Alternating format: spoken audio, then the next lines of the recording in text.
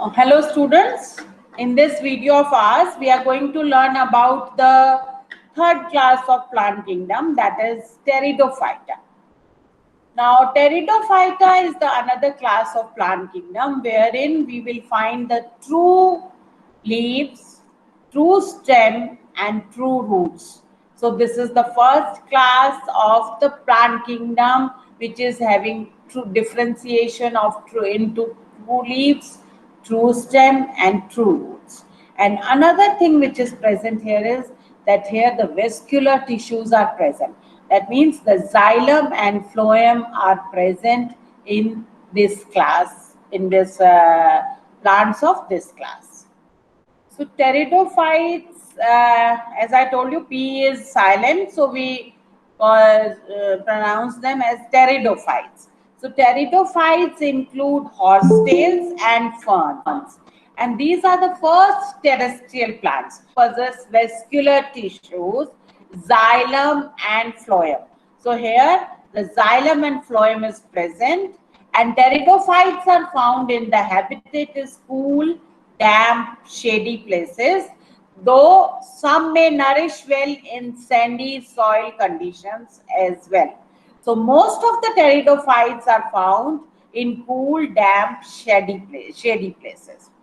Now, if you see the structure of the plant body, the main plant body is sporophyte, unlike the bryophyte.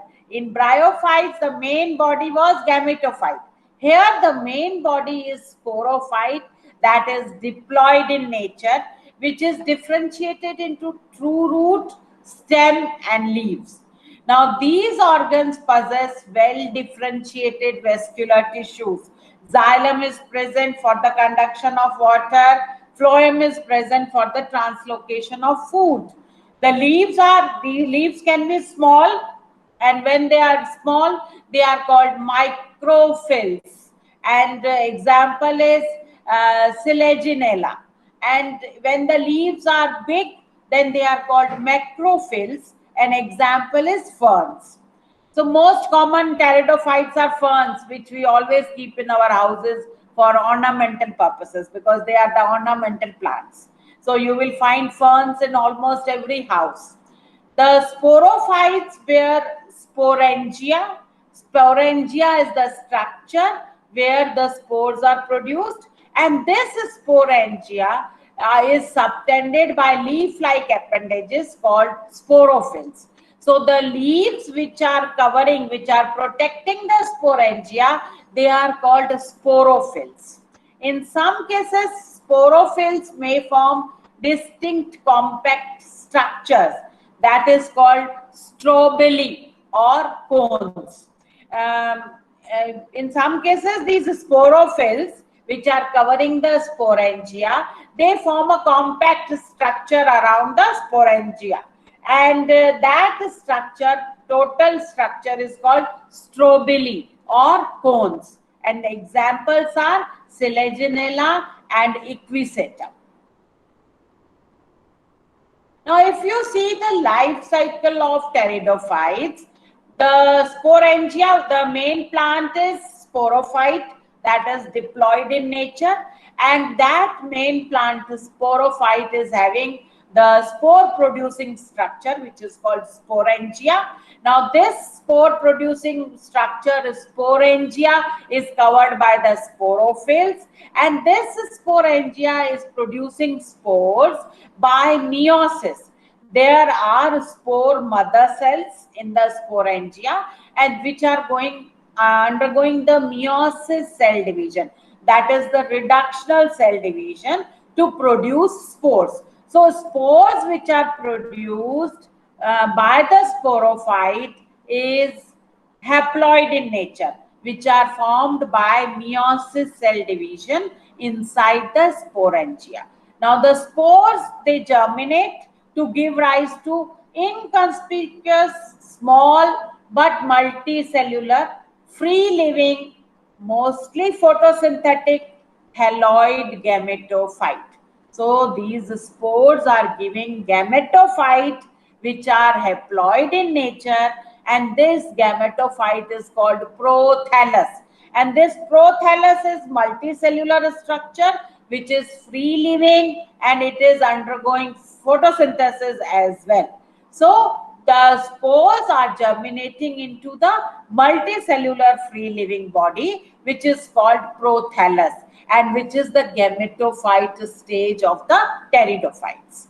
Now these gametophytes require cool, damp, shady places to grow.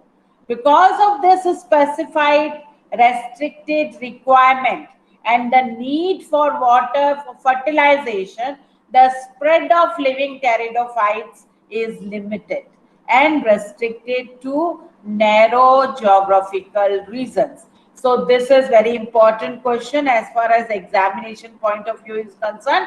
Why pteridophytes are restricted to only narrow geographical regions? The reason being because they are completing their life cycle in sporophyte and gametophyte, and when they are in the gametophytic stage, the gametes are produced and they require water for fertilization. So they have to be near the water bodies to for their survival. That's why their survival is restricted to narrow geographical areas. Now, if you see the sexual reproduction in pteridophytes, now the gametophyte is formed, which is formed from spore, and these gametophytes are haploid in nature. And this gametophyte is a multicellular body, free living body, which is called prothallus. Now, this gametophyte bear male and female sex organs. The male sex organs are called antheridia and the female sex organ is called archegonia. Now, water is required for transfer of antherozoids. What are antherozoids? Antherozoids are the male gametes which are formed inside the antheridia. So these antherozoids, they require water to be transported from antheridium to the archegonium, to the mouth of the archegonium. Archegonium is the female sex organ where the egg is produced. So fusion of male gamete with the egg present in the archegonium result in the formation of zygote. Male gamete, female gamete, both are haploid in nature and they fuse together, fertilize and they form zygote. And this zygote is now diploid in nature. Now, zygote produces a multicellular, well-differentiated sporophyte. Now, this zygote will grow and it will form a sporophyte, and which is a dominant phase of pteridophytes. So, sporophytes, from sporophytes, sporangias are there, where the spores are being developed and by undergoing the spore mother cells are present in the sporangia. They are undergoing reductional cell division, meiosis, and they are producing haploid spores. Now these haploid spores, they are germinating and they are giving the gametophyte, which is multicellular free living body, which is called prothallus. Now this gametophyte is having male and female sex organs, antheridia and archegonia. Antherozoids are the male gametes and egg is the female gamete. Now these antherozoids, they have to travel from antheridium to the archegonium for fertilization. After fertilization, a diploid body is formed, diploid cell is formed, which is called zygote. Now, this zygote will undergo the mitosis cell division and it will form a multicellular, well-differentiated sporophyte, where you can have true leaves, true roots, true stem. Now, there are two types of sporophytes in pteridophytes. Most of the pteridophytes are homosporous. Homo means same. So, all spores are of similar kind. That sporophyte is called homosporous sporophyte. And in majority of the pteridophytes, you will find homosporous sporophytes. But in some, you will find heterosporous. Heterosporous means different types of spores. So here, the spores which are being produced in the sporangium are of male microspore and one is large female megaspore. So female spore is called megaspore because it is large in size, and male spore is called microspore because it is smaller in size. Example is Selaginella and the megaspore and microspores. They germinate and give rise to female and male gametophytes. So here the gametophytes are also different. Female gametophyte is being given rise by megaspore and male gametophyte is being given by the microspore. The female gametophyte in these plants are retained on the parent sporophyte. So here the female gametophyte will not get detached from the main body, that is the sporophyte, and it will retain on the sporophyte. If you remember in bryophytes also, the main body is gametophyte and on that the sporophyte is there. The sporophyte grows over the gametophyte. Here it is just the opposite. The sporophyte is the main body and on that the female gametophyte is growing, and the female gametophyte will retain on the parent sporophyte only for some period.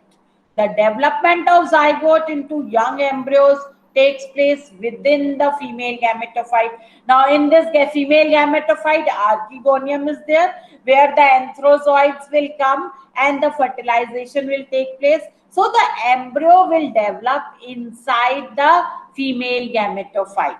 So we can say that this is the event which is precursor of the seed habit, because seeds are not formed here, but this habit is where the embryo is developing inside the female gametophyte. Is we can say that this is the precursor of the seed habit. Now, what are the economic uses of pteridophytes? Pteridophytes are used for medicinal purposes and soil binders. They are used as a soil binder to hold the soil, to prevent the soil erosion. And they are also frequently grown as ornamental plants. So in most of the houses, in most of the offices, you will find fern growing as an ornamental plant because it looks beautiful. So that's why these ferns are grown for the ornamental purposes. Now the pteridophytes are further classified into 4 classes: Psilopsida, Lycopsida, Phenopsida, and Pteropsida. Now here are the diagrams of the first one is Selaginella. This is Selaginella, where you can find the leaves, you can find the roots, you can find the stem. So true roots, true leaves, and true stems are seen. Then this is the second one is Equisetum. In Equisetum, you can find these are the root-like structure. Rhizomes are there, the roots are there, and the leaf branches and leaves are there. And this structure is the strobili. This is the sporangium, where the spore mother cells are undergoing the meiosis cell division to produce the sperms. And this is the fern. This is the fern, which you must be familiar with this plant. This is the fern. So here you will find the sporophylls, and inside the sporophylls are present on an axis, and there you can find the sporangium. And this fourth one, this is the Salvinia. So here also you can see the root-like stem, the roots, stem, and the leaves. So these are the examples of pteridophytes.